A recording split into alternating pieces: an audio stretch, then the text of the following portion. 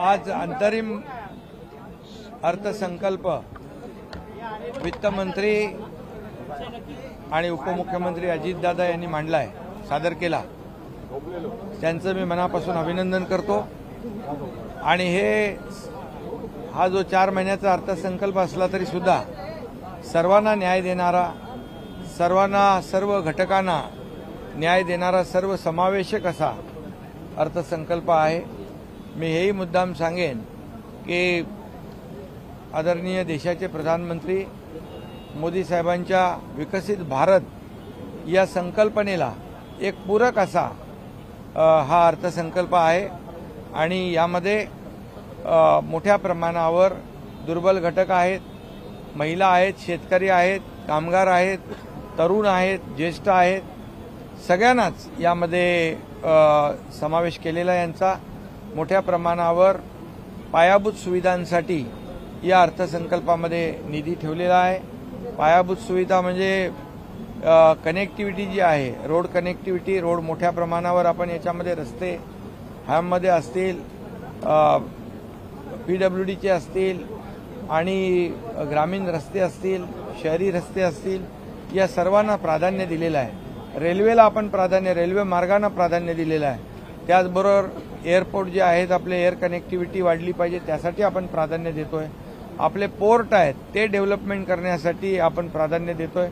कारण कुठलाही राज्य जे आहे त्याच्या पायाभूत सुविधा मध्ये जे राज्य पुढे असतं त्याचा विकास आणि प्रगती वेगाने होत असते। आणि म्हणून पायाभूत सुविधांना देखील मोठ्या प्रमाणावर प्राधान्य दिलंय। त्याचबरोबर आपल्या महिलांसाठी ज्या योजना आहेत, महिला सक्षमीकरण असेल, अंगणवाडी सेविका असतील, आशा वर्कर असतील, आणि या महिला सक्षमीकरण, लेक लाडकी लखपती योजना त्यासाठी आपण तरतूद केलेली आहे। महिला बचत गट त्यांना सक्षम करणं, स्वतःच्या पायावर उभं करणं, याला आपण प्राधान्य दिलेलं आहे। आणि एकंदरीत यामध्ये सिंचन आहे, शेतकऱ्यांसाठी जलसंपदा विभागासाठी मोठ्या प्रमाणावर आर्थिक तरतूद केलेली आहे। दुष्काळग्रस्त जे भाग आहेत त्यांच्यासाठी देखील मोठ्या प्रमाणावर आपण यामध्ये तरतूद केली आहे, समोरचं संभावित सगळ्या गरजा लक्षात घेऊन।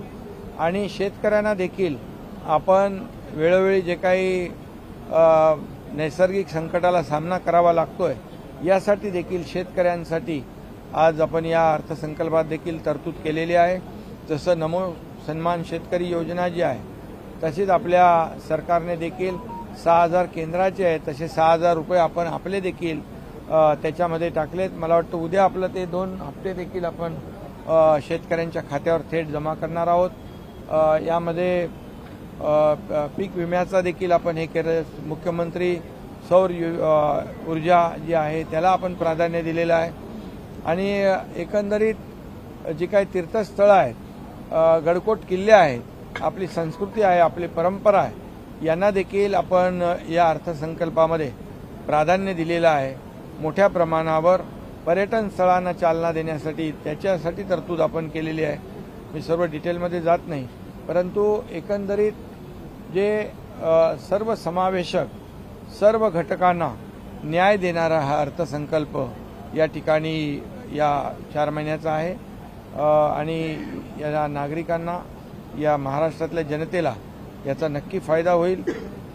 त्याचबरोबर आपण अयोध्या आणि श्रीनगर या ठिकाणी महाराष्ट्र भवन देखील बांधतोय। आपले हजारो लाखो लोक जातात। आज अयोध्यामध्ये राम मंदिर झालंय आणि त्या दृष्टीने आणि त्यामध्ये खूप मोठ्या प्रमाणावर आपल्या राम भक्तांना देखील फायदा होईल। करोडो राम भक्तांचं स्वप्न आदरणीय मोदी साहेबांनी पूर्ण केलेलं आहे। आणि म्हणून या सगळ्याच बाबी लक्षात घेऊन आपल्या स्पोर्ट्स जो आहे खेळ, त्यांना देखील आपण, जे खेळाडू आहेत आपल्यामध्ये, खेळाडूंमध्ये खूप चांगलं टॅलेंट आहे, पोटेन्शियल आहे, परंतु त्याला मदत पाहिजे, प्लॅटफॉर्म पाहिजे। आपण ऑलिम्पिक भवनचं भूमिपूजन पुण्यात केलेलं आहे। आणि म्हणून या सर्व बाबींना स्पर्श करणारं हा अर्थसंकल्प आहे। सर्वसमावेशक, या राज्यातल्या प्रत्येक घटकाला न्याय देणारा हा अर्थसंकल्प 4 महिन्याचा असला तरी सुद्धा तो मांडलेला आहे। म्हणून मी पुन्हा एकदा वित्तमंत्री महोदयांचं अभिनंदन करतो। आणि आमचे दुसरे उपमुख्यमंत्री देवेंद्रजी त्यांचंही अभिनंदन करतो. एक सरकारने एक सर्वसमावेशक असा अर्थसंकल्प सादर केलेला आहे.